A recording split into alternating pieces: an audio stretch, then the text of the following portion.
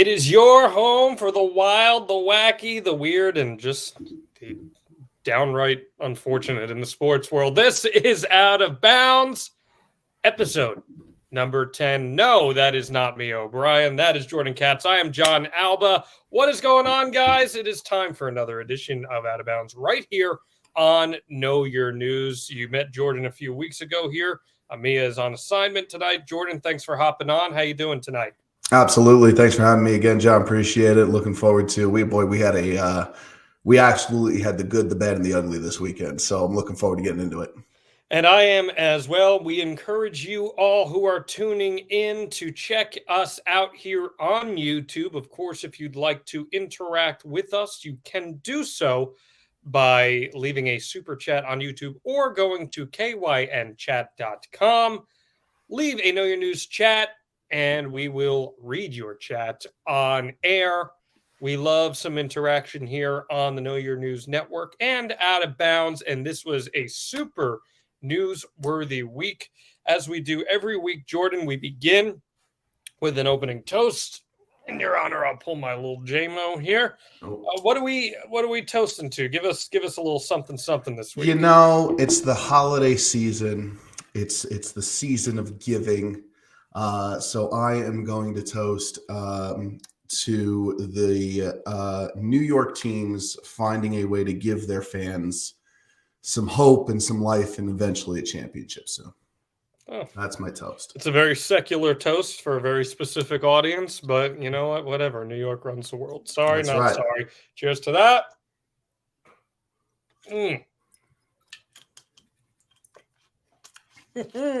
There was a little bit of anger behind that too, just because of the way Zach Wilson played. I won that frustration. Yeah, you did win the bet. And, Mia skimmed off this week because she lost her weekly wager today. I said Zach Wilson was going to play this week, and he did. And are you sure? I'm not so sure. I mean, his physical being was on the field. I'll give you that. Whether he actually played or not is a whole nother answer, but we can talk about something that was played, potentially the greatest game ever played, and that was the World Cup Final between Argentina and France. France could not defend the World Cup title. This was one of the most outstanding championship matches in any sport that you will ever see. So many storylines. We saw 2 goals from the GOAT Lionel Messi, Kylian Mbappe, a hat trick, and this was decided after 2 goals in extra time, and eventually we got PKs that saw Argentina come out on top to win the World Cup in what is considered to be an upset by many. Messi gets his first World Cup win, cementing himself in that pedestal of just all-time great athletes ever to exist. Jordan, I know that there is often recency bias when we talk about stuff like this. Sure. But was this the greatest game ever played? Let me offer up a second toast here, because first off, this World Cup was phenomenal start to finish. Well, in terms of the on-field. On the field. There's quite a juxtaposition between. On the field. On the field. On the field, it was one of the greatest World Cups I've ever seen in my life, maybe the greatest. And that game, when you take into account the fact that it is the world's sport, and you take into account what it meant for the legacy of one of the greatest players, if not the greatest player to ever play the game, and you take into account the fact that the stars show up in the brightest moments with him and Mbappe, if you want to argue that's the greatest game you've ever seen in your lifetime, John, I have no problem arguing that. I maybe for me personally, I would take the 2016 Game 7 of the World Series just because the Cubs in the streak. But again, this is the world sport, and the world's sport takes precedent, in my opinion, maybe over a baseball. So if you want to argue that, John, I think you could. What is remarkable to me is that when you have a match of this magnitude for a sport that, particularly in the United States, is not nearly as popular as it is elsewhere, and you capture the imagination of what can be leading into the match, where people are like, yeah, this should be a pretty good game. And then every single expectation you have for a great championship game on that stage where you have hundreds of millions of people watching this game, and that's how many people were watching this game across the globe. And they match those expectations. And not only do they match those expectations, but as you said, the stars show up. Lionel Messi, again, this is the ultimate test of your legacy. If you are truly the greatest to ever do it, you show up in a game like this, and he scores 2 goals, and then also scores in PKs. Yep. He puts the team on his back. Mbappe being the one, the 2 goals in extra time, okay? Argentina breaks through on this almost a fluke goal, if you will. Then right on the other side, France is able to make this incredible LeBron Game 7 against the Warriors-esque block that leads into them eventually getting a PK opportunity of their own that they convert, forcing us to overall PKs. It was unbelievable sports theater. And when sports become a theatrical event, something that everyone feels with and becomes part of, man, there's nothing better. Jordan, I got no vested interest in soccer. I've got no vested interest in either of these teams. I could not look away. Agreed. Totally agree. The other thing about the stars showing up in the big moments is the thing that we're always looking for. And to use a parallel to this offseason, and the reason that certain Yankee fans or maybe certain Giant fans or certain Dodger fans had an issue with paying Aaron Judge is the big moments so far Aaron Judge has not necessarily shown up for yet. Kylian Mbappe was invisible for 79 minutes. Now, a large portion of that is because Argentina did a wonderful job of marking him, but he was invisible for 79 minutes. And then bing, bang, boom, he's got 2 goals. The game is tied. And you blinked. Within a minute of each other. You blinked. And he had 2 goals. I mean, this dude is a bona fide superstar. When you take into account the storylines of this matchup, you talk about sports theater. We've got Argentina trying to win a World Cup. We've got, which is its own storyline. If you are not from the soccer parts, that is its own storyline in and of itself.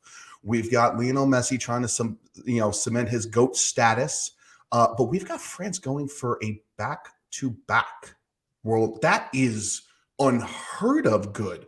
The Spanish team that goes Euro World Euro didn't pull off that second world. That is unheard of dominance.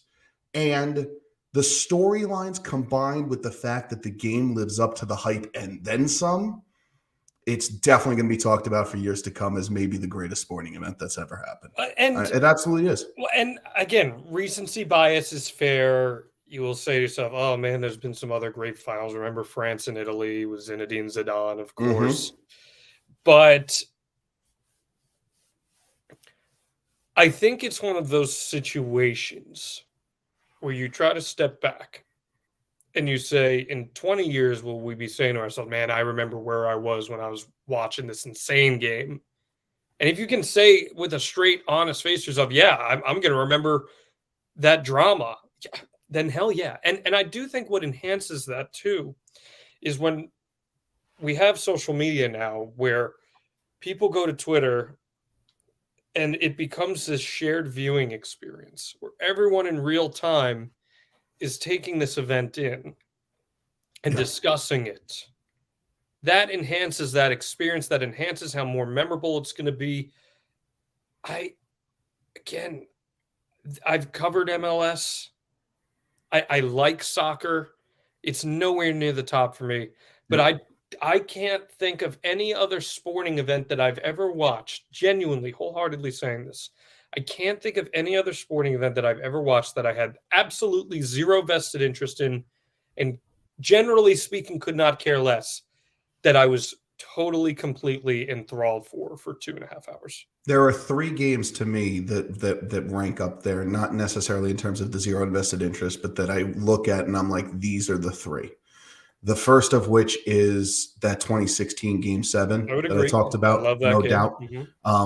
On a personal level, the national championship between Villanova and North Carolina which has the buzzer beater for Chris Jenkins. And before that, Marcus Page hits a double pump 3. That was an unbelievable game and an unbelievable ending. And then there's this one. I know people are going to put the Super Bowl in there with the Brady comeback, and that's fine. But this was a world-class game, world-class finish, and it's everything that you're looking for.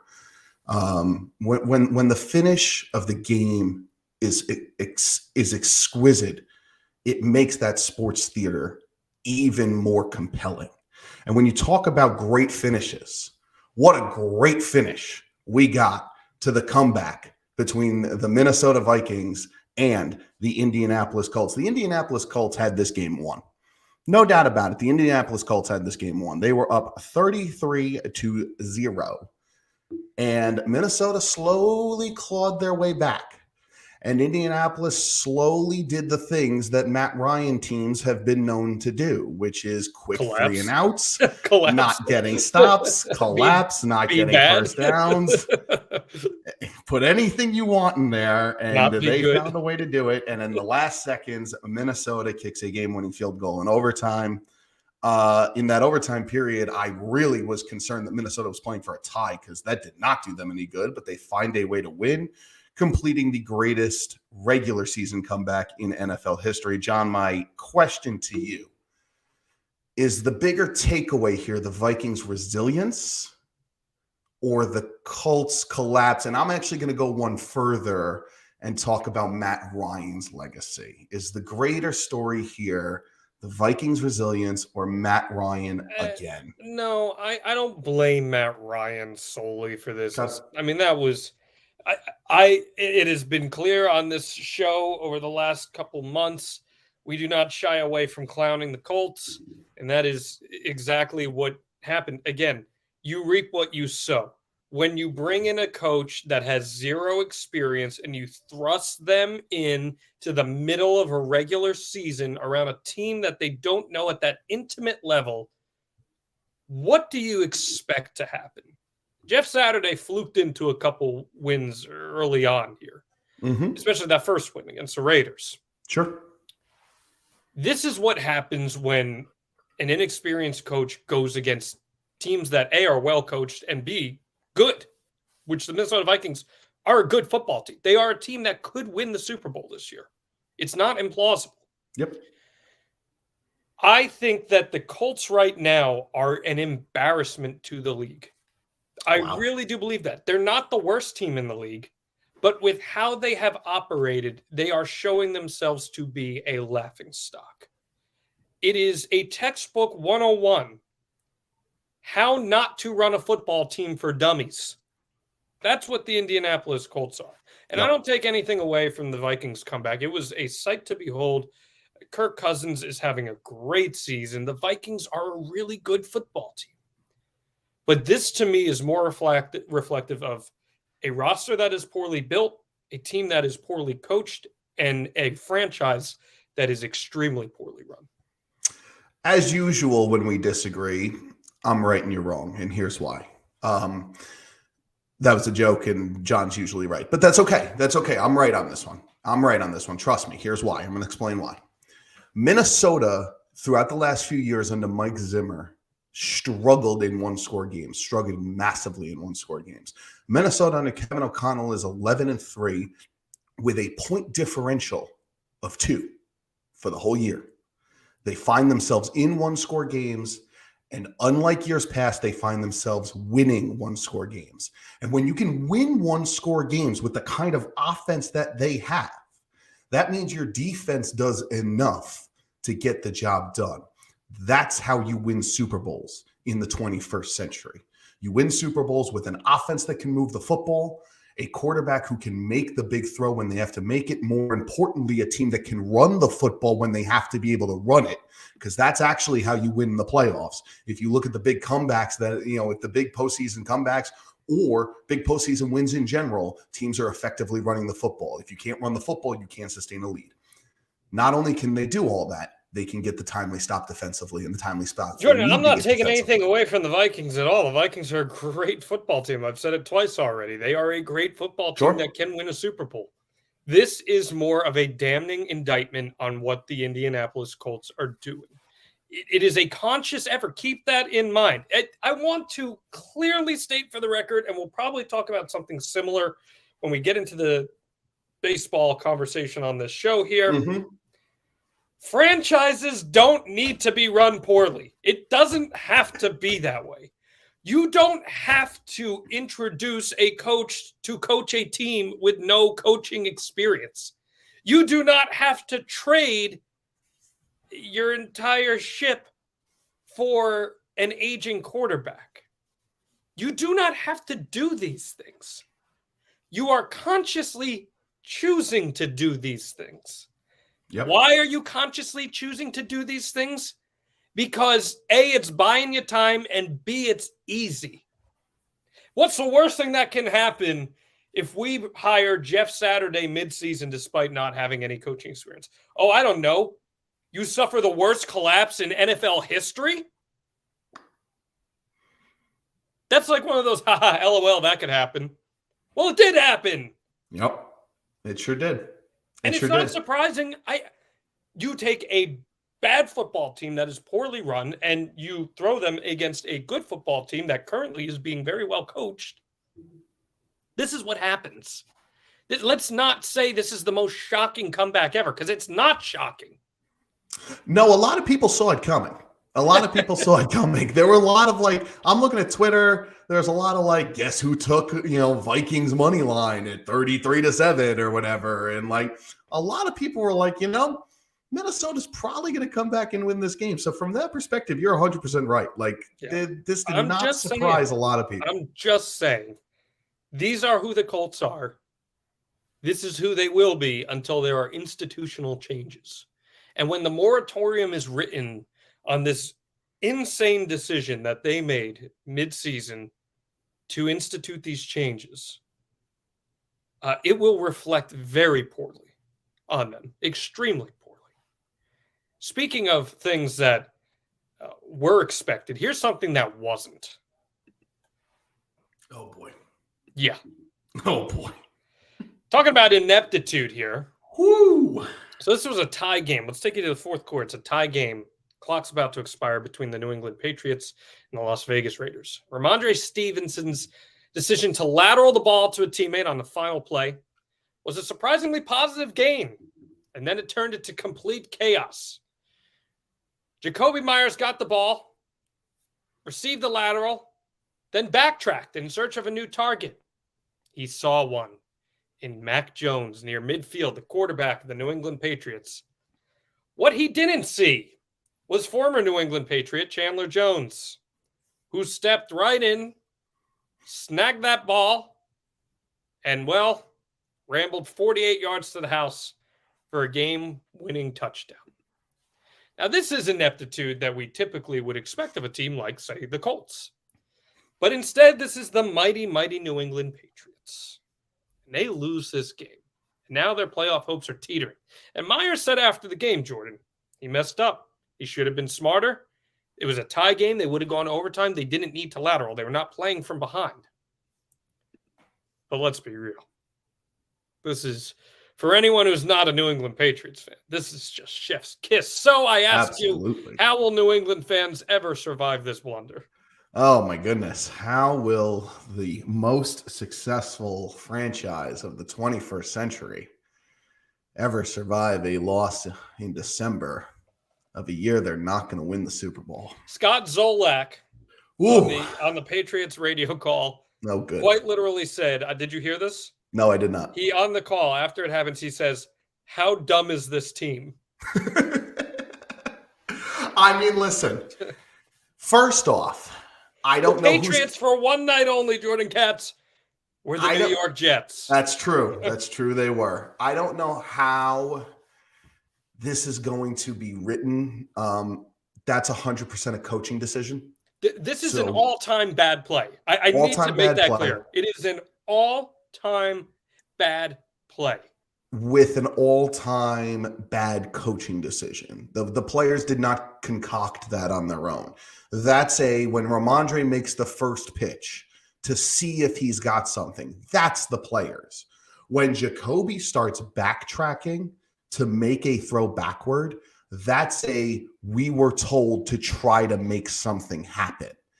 That's not something you do as a head coach, because as a coach in general, if you're a really good coach, you believe to yourself that I can be a difference maker. And one of the ways you can be a difference maker is to put your team in positions to be successful. Telling your team, if you see it, take it in that kind of scenario, is putting them in a position to fail. And they failed. Shout out Chandler Jones, who should have never, ever been let go by New England. Here's your Christmas gift, by the way, getting a little revenge there, because he should have never been let go in that Donta Hightower debate between him and Chandler Jones. Different story. This is a situation, John, where if you are the coach of a team, put your players in positions to succeed. Bill Belichick put his team in a position to fail with that instruction, and they failed. I get it, but he even acknowledged after the game, Myers did, I should have gone down. I should have gone down. And I don't think when you have a circumstance that is so unfortified and you are playing with chance, that a coach would fault him for going down and going to overtime instead. I agree. So that to me is just as much on the player. I agree, but again, you're following instruction. Like, the instruction is to try to make a play. And if I'm a player who thinks I can make a play, I'm going to try to make the play. Like, who doesn't want to be the hero in the spot? And so if Jacoby Myers thinks he can get that ball backward to Mac Jones, now all of a sudden other things open up.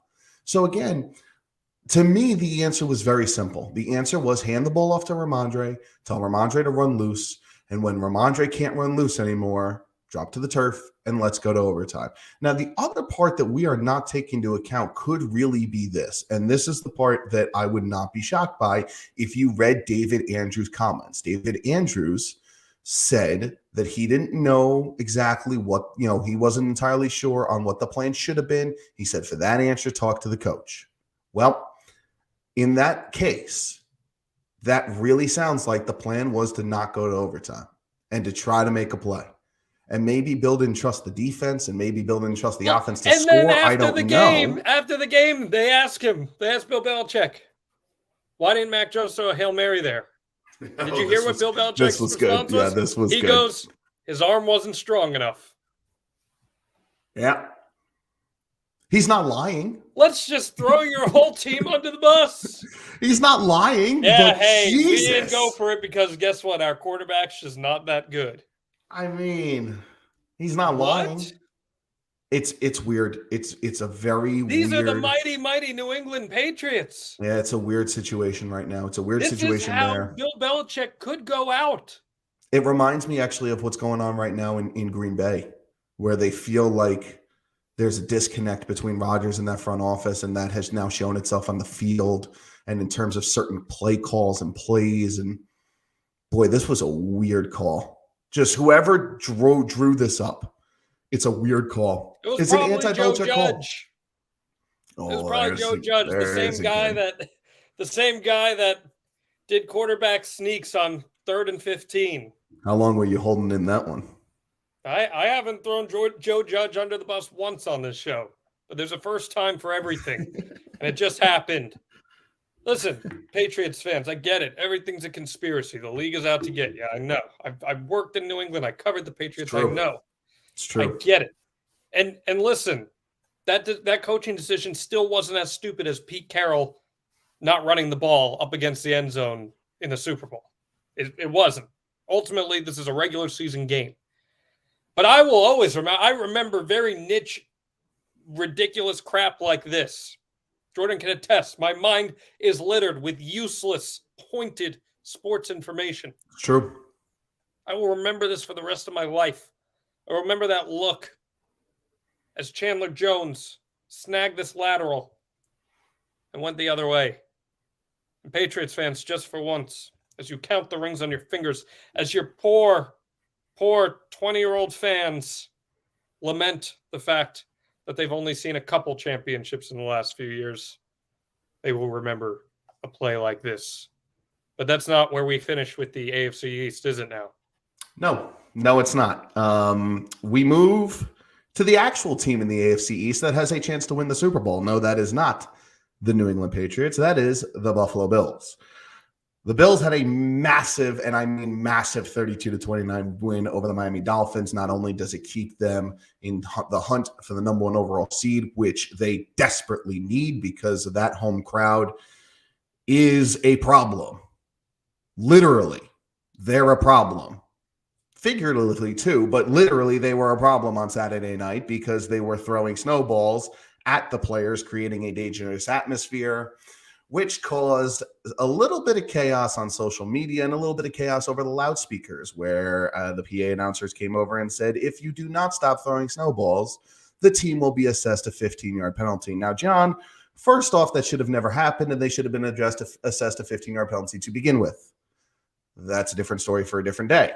My question, John, is it time that we stop encouraging the Bills Mafia? It's just one of those things. Again, you reap what you sow. Everyone loves to look at Bills Mafia doing 3Ds through folding tables and swanton bombs through flaming grills and everything like that. Everyone's like, ha ha, check this out, TikTok. Look at these guys being bros and slamming down natty ices and doing these crazy things. Good PG description there.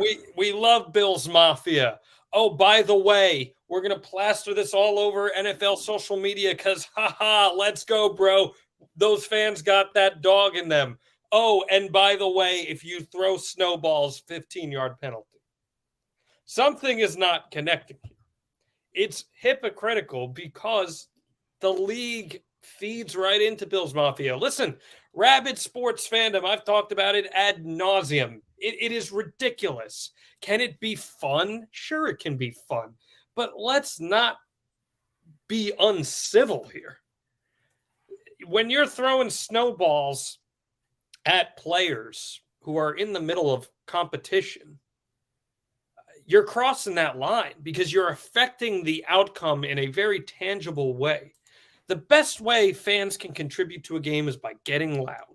That's what Bills fans are known for in those great situations. They are very loud. Sure. And they have the weather in their advantage. That's a huge advantage, as is for the Bills, especially against a team like Miami that doesn't see snow a whole lot. But when you cross that line, you wouldn't be able to go to a concert and throw stuff at the stage without getting ejected. Yep. This is crossing a line. I agree that it's crossing a line. It's interesting because you talk about the NFL using the persona of the Bills Mafia and using it on, pregame shows, postgame shows, whatever it is, and using it to their advantage, and then turning around and saying the 15-yard penalty. And they're right. I mean, the hypocrisy is there. Having said that, if you just penalize them 15 yards, the players will get it, the fans will get it, and everybody will get it, and you move on. If you're going to, reprimand a kid in the classroom, you don't dangle chocolate in front of their face and say, see this, you won't get this if you don't do this, because they already don't have the chocolate. So why does it matter? If you take away 15 yards and you give Miami the benefit of the doubt there, and now all of a sudden Miami's driving, and now all of a sudden Miami scores, and now all of a sudden Miami wins the game. Well, now you've got something there that is tangible. And in the case of this, I just think the mistake here was very simple. The refs needed to actually do their job, which was a big storyline of the whole NFL weekend. The NFL officiating has a problem, and the problem is, John, they're inconsistent in bad ways. There's a thing about it being inconsistent in a good way. Not every call is going to be perfect, but if you're even enough, it doesn't matter. We talk about it with home plate umpires all the time. We talk about it with NBA officials all the time. If you're inconsistent in bad ways, that's when we have problems. We don't expect you to get every call right, John, but you've got to do a better job than the NFL officials are doing right now. That's my takeaway from Bills Mafia this weekend. I get that, and I agree with you, but it does reflect on our sports culture, too, and in a much more macro level, where we like to pick and choose these things. We like to celebrate, and it's even a bigger societal thing. Look at these riots that happened after Argentina won the World Cup, and remember in Vancouver a decade ago with the Stanley Cup. Sure. We accept, oh, it's funny when sports fans celebrate and riot to celebrate this and blah blah blah. But then if someone were to protest political inaction or something, we're like, well, wait a minute here, because there's this guise of rabid sports fandom that perpetuates the norm, and we allow it. And that's fine. It's fine. But understand, you are going to look, I can't say the word, but you know what you're going to look like. You know what you're going to look like when stuff like this happens. Yeah, you are. I get that. And from the perspective, again, from that perspective, I think you're right on the money. That's an aspect that I think nobody's really willing to address just yet, because I think we live in an age where all of it appeals to social media. And I think social media runs so much more of our lives than we realize. In terms of the takeaways that I had from it, my biggest takeaway of the things that I think are controllable at this moment in time, which you could say that is something that's controllable at this moment in time, trying to change the way we act, as a society with all what we hold true and whatnot. Listen, there's a reason Thanos is one of the most relatable villains that has ever been created. All right, let's call a spade a spade. Let's call it what it is. In terms of the things that I think you could take away from the immediate future, I think the NFL has a problem with the officiating and their unwillingness to kind of make the call. And another example of that was the Sunday night game with the pass interference, or lack thereof. So that's my thought. Let's keep going here. Let's go over to the ice. Look at that man. That's Alexander Ovechkin. Maybe the greatest goal scorer to ever walk the earth. Well, and that's exactly what it's going to boil down to, because he scored goal number 800 this past week, reaching the feat with a hat trick against the Chicago Blackhawks on December 13th. That was the 29th hat trick of his career. Wayne Gretzky's at 894. It's not implausible to think that should Ovi stay healthy, that he's going to reach that number. Now, 894 is a number that I think many consider to be unreachable. It takes a tremendous amount of longevity, skill, and some luck, too, to be able to reach a number like that. First off, I'll ask you, do you think he's going to get there? And two, will this be the last great sports record to fall? Oh, that second one's a great question. The first one, yeah, I think he'll get there, because I think he's healthy enough, and I think he's at a peak. He's at his peak in terms of being able to score goals, and then he hasn't dipped. He hasn't dipped to the other side of that peak. He still puts up points. He still puts up numbers. He still puts up goals. He's still impactful. And he still seems to be able to score at will on the power play when nobody has figured out, just to get a little technical here, maybe shade his side with your diamond defense and just give a little bit of help over there and try to prevent a shot. In any case, he is a world-class goal scorer. And I think if he chooses to play at the high level for as long as he can, I think he'll get to 895. The second part of the question is so interesting because it brings into account how many records are truly great and which records can truly fall. And it brings up the idea of Jack Nicklaus's 18 majors and how we thought once upon a time that could have fallen. That doesn't look like it's fallen anytime soon. Not only is the game of golf incredibly competitive, but the guy with the best chance really isn't healthy. It's all reflective of how sports change. Sure. You bring up Lou Gehrig's Iron Man streak. Mm-hmm. Nobody would have seen that fallen. And somehow, some way, Cal Ripken did it. Mm-hmm. Mm-hmm. But ain't no way anybody's ever touching anywhere close to that again. No, because it doesn't make sense. It doesn't make sense for a player to try to do it. They cost themselves money. They cost themselves here and there endorsements. So yeah, I will say no, just because of, again, you kind of beat me to the point of sports change and things change. And, who could have seen Reggie Miller's mark falling as far as threes go? Well, then the NBA becomes three-centric and now it falls. So I will say no. But if you talk about the numbers that people felt were impossible, people felt this goal number was impossible. Could it be the last of the impossible numbers to fall? Maybe. It really may be. Let's be real. 762 is probably not falling because of steroid-induced leverage. It's amazing to think that if the pandemic season wasn't 60 games, Albert Pujols probably could have passed Hank Aaron, which is that's wild to think about. That's and wild. We'd be looking at him as probably number 2, given how everything worked out. But even so, he still was a good 2 seasons probably at his rate behind Barry Bonds. When you look at single season records, I think single season records are doable for the most part across different sports because you do get great, like, listen, single season points record for the NBA. If you have a great generational talent that comes along, which we see every 20 years or so in the NBA, someone does, then maybe it's possible that something like that happens. In baseball, maybe not the home runs, but could someone break the hits record? Hell yeah. Someone absolutely could. It's not implausible. It's the longevity records that I really think we are seeing the last of with a record like this. And you got to love it for Ovechkin because he's been such a fun player to watch who he got his Stanley Cup. He's durable.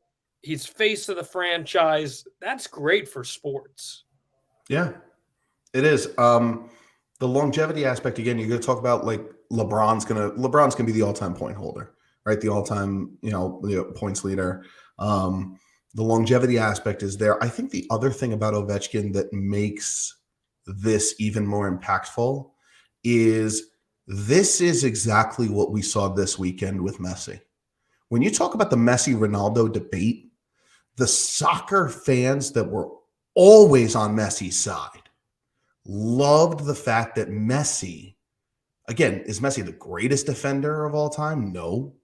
But Messi would be two-way. Well, when you talk to hockey fans, and what hockey fans love about Ovechkin is two-way, and Ovechkin actually doesn't get the credit for the defense that he deserves. So this is a record that not only do we feel was untouchable at one point, but it's going to be broken by a guy that everybody roots for.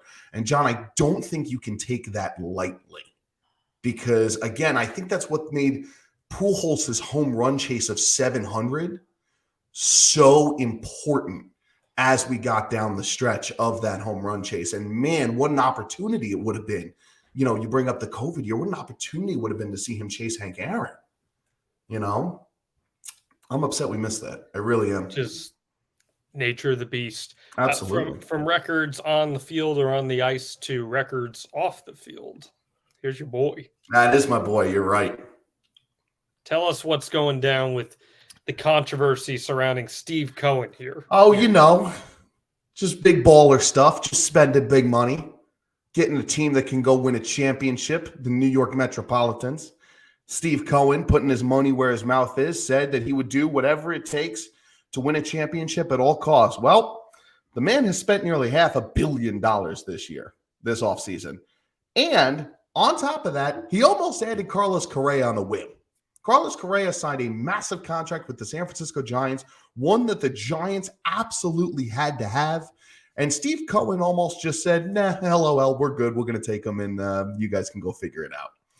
The problem, John, as you have alluded to many times on this show, is we are now dealing with an ownership, a group of owners in Major League Baseball that, let's face it, would rather not spend money if they could avoid it because that hurts their bottom dollar. So my question to you, John, is once upon a time, the owners felt that Steve Cohen was going to be good for the game. Well, how does Steve Cohen's approach to this offseason affect the rest of the league, and what are going to be the long-term ramifications from what Cohen has done? He is holding everyone by the cojones over a roasted fire right now and saying, show up and show out or get out. And I think that is awesome for baseball. It is nice to have an owner. And listen, this will be the only time in which you ever see John Alba openly giving praise to a multi-billionaire for how they go about. Yeah, that's not on brand for you. This is not. Ready? No, it is not. Here is a man that likes to spend his money to improve the value of the entertainment product that he has purchased. for the benefit of all the fans watching, and obviously his bottom line as well. But he's also enriching the players that work for him. Now, will parking be $80 at Citi Field this year? It's possible. Who's to say? We'll see when April rolls around, I guess. But this is showing the league, a league that imposed a luxury tax to prevent people like Steve Cohen from what they're doing here. This shows the league that it is okay to invest in your future. And it is okay to use your money at will to improve your product. That is ultimately what every business owner should be doing. Yep. Invest in your product so you're giving your consumer the most value, and your workers also benefit from that. This is what capitalism should be at the end of the day. And for any of these owners, like the Boston Red Sox, who won a World Series and then were like, all right, let's be the Rays now. Let's be super cheap. This is a free market. That's what they all want, right? You want a free market. Well, if you want a free market, you have to be willing to meet the stakes. And if you're not willing to, get out. Get out. It's bad for the game for you to stick around. Yep. I'm all in on Steve Cohen. I like it. I like it. I don't think I ever would see the day that you defended a billionaire. And I think it's great that he's on Twitter and he's like, we should probably go get Correa. Like he just let's go do it. Why not? Yeah, why not? Man, embrace that role. I agree. I think the problem is the owners won't.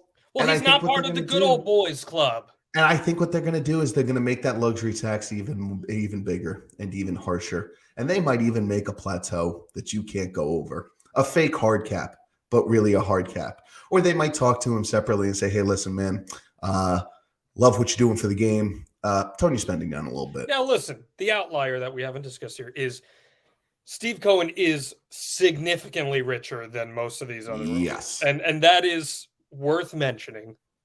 But if you are rich enough to own a franchise, you can afford to invest in it. Otherwise, you don't buy a franchise. You know what you do instead?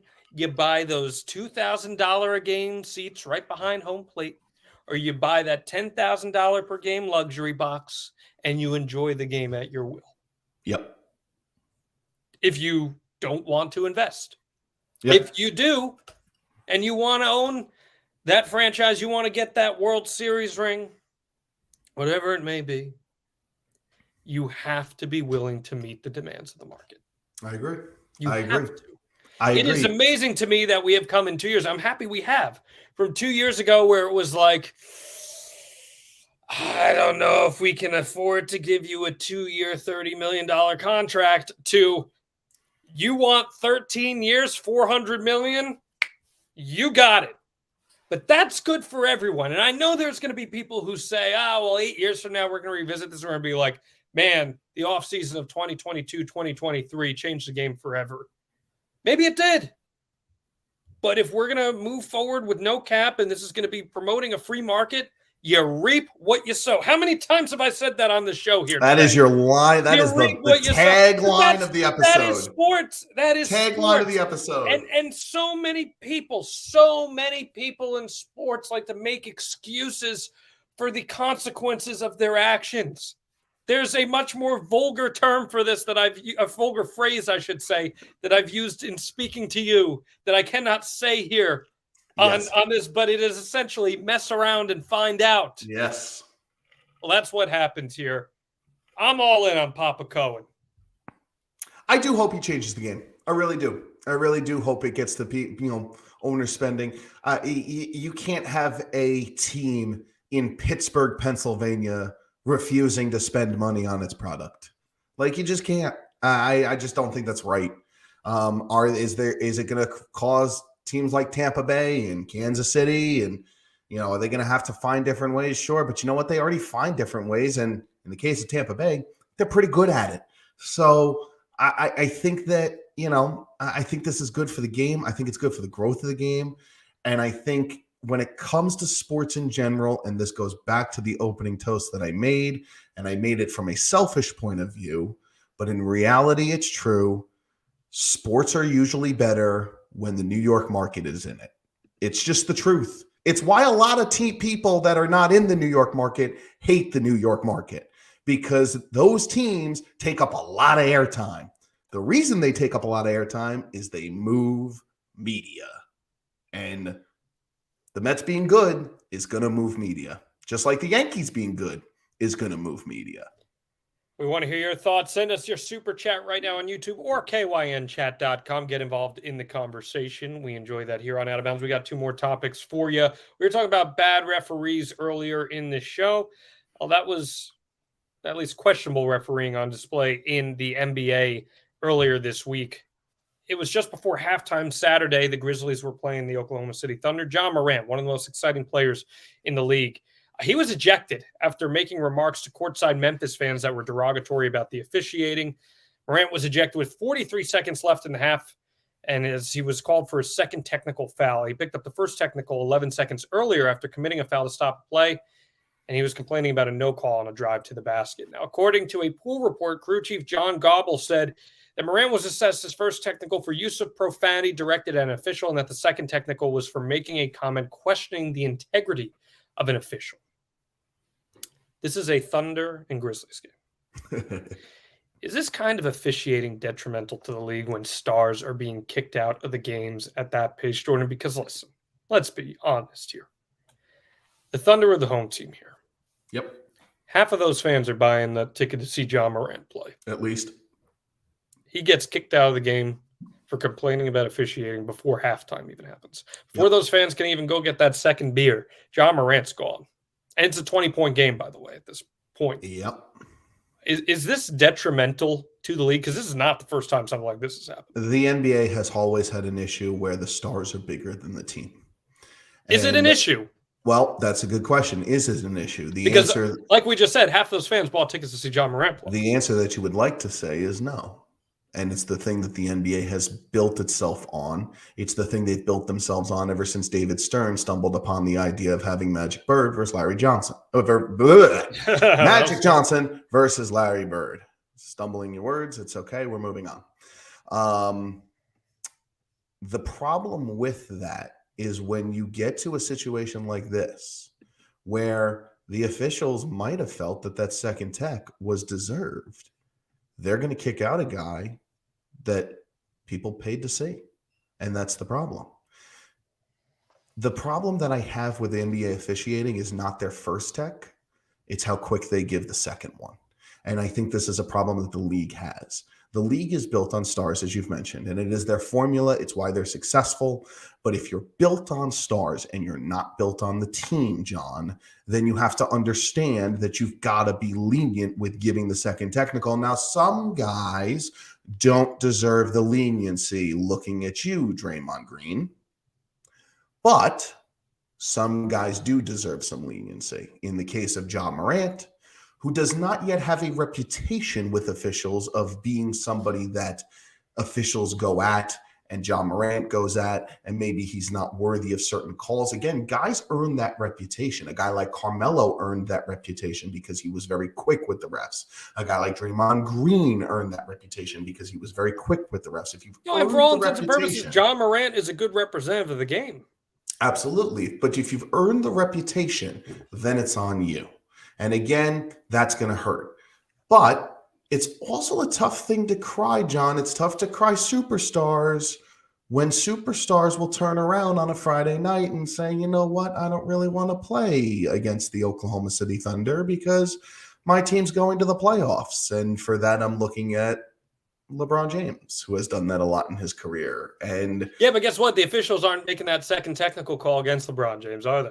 No, they're not. But if they felt the tech was worthy, now come on. LeBron ain't getting that second tech. I agree. LeBron's not getting the second tech. And listen, John Morant probably shouldn't have gotten the second tech. No, either. That's my point. He should have. Listen, this is.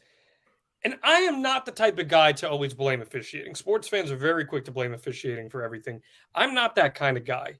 No, But I lean on the other side, actually. But you have to understand that this is a guy who doesn't have that reputation that you were talking about. He's a great representative for the sport. The fans came to see him play.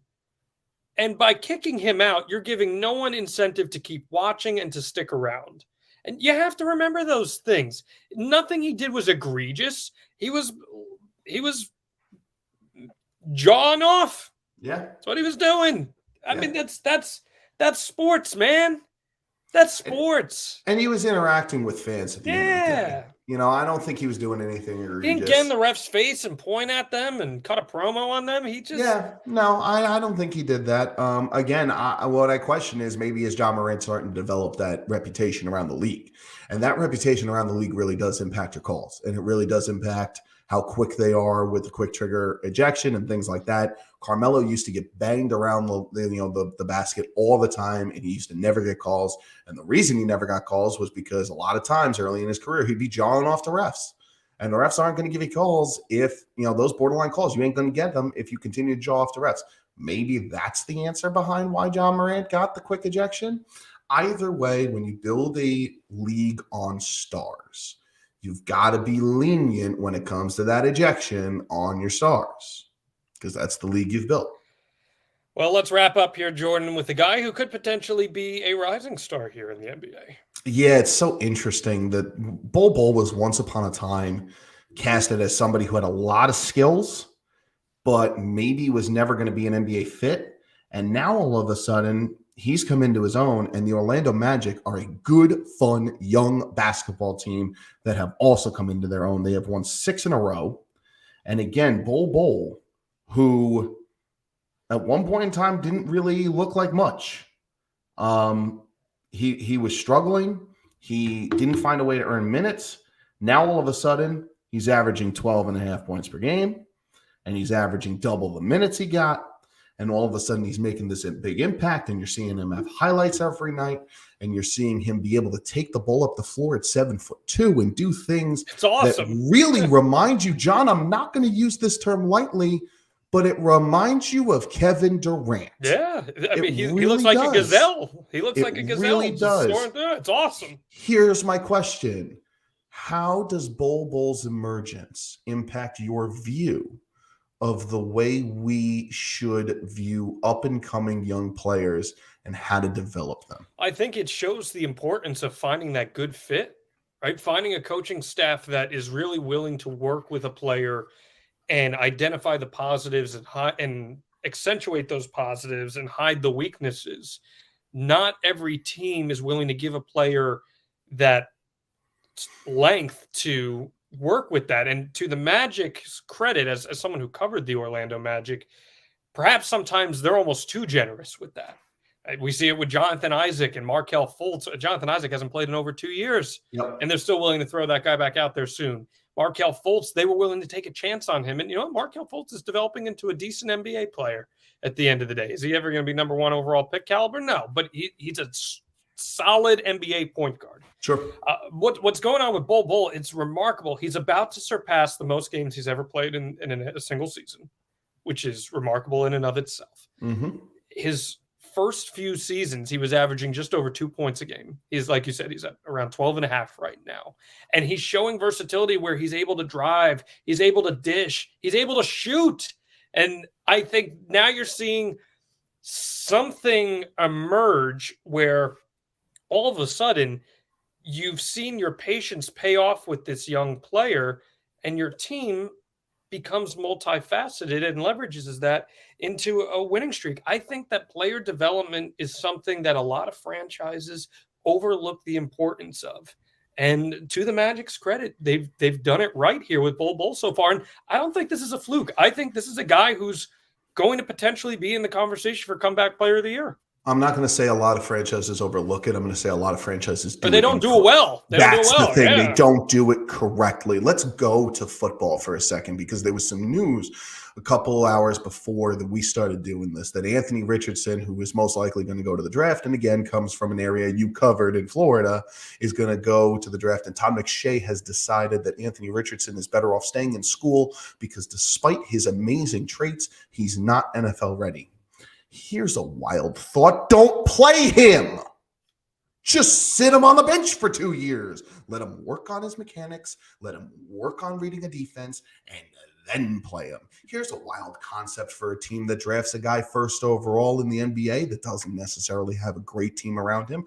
I don't know.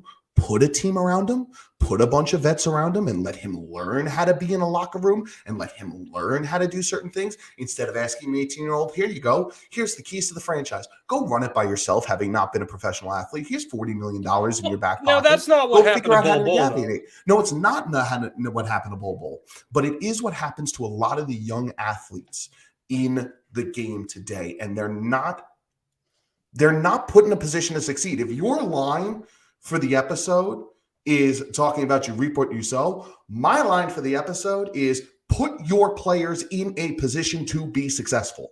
Bol Bol is in a position to be successful right now. He's running a lot with that second unit. The ball's in his hands where he should be because he's not a big, despite being 7'2". He's not a big. He's more of a swing man. He's more of a guy whose game resembles that Kevin Durant. Let him be a play creator, and that's what he's doing. And Orlando's doing a great job, John, of putting their players, not just Bol Bol, but a guy like Ben Caro, who's really running that first unit, kind of being a point forward, and then using scorers off of that, like Cole Anthony and Markelle Fultz are not true point guards. They're score guards. Well, they're in a role of being a score guard, and that's why Orlando's being successful. But more than that and anything else, they are also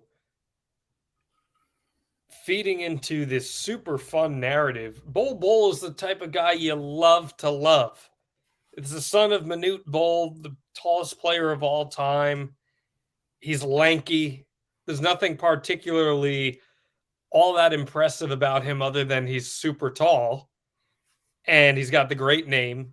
And that's so great for the league because that's something we can fall in love with and say, look at this guy. He's 7'2", and he's hitting these crossovers on guys, making them look silly. Sure. And that's your patience paying off. You reap what you sow in a good way. That's ultimately, I think, great for the game. This is good stuff here, Jordan. We're wrapping up this edition of Out of Bounds. Yes, sir. Anything else you'd like to add here? Happy holidays, everybody. Yep. It's that time of year. Just remember your family, remember your loved ones. Make sure you reach out. Whoever you deem your family, make sure you reach out. Make sure you thank them. Don't sweat the petty things and don't pet the sweaty things. That's my holiday advice to you. Another episode of Out of Bounds is in the books. We'll see you next time right here on Know Your News.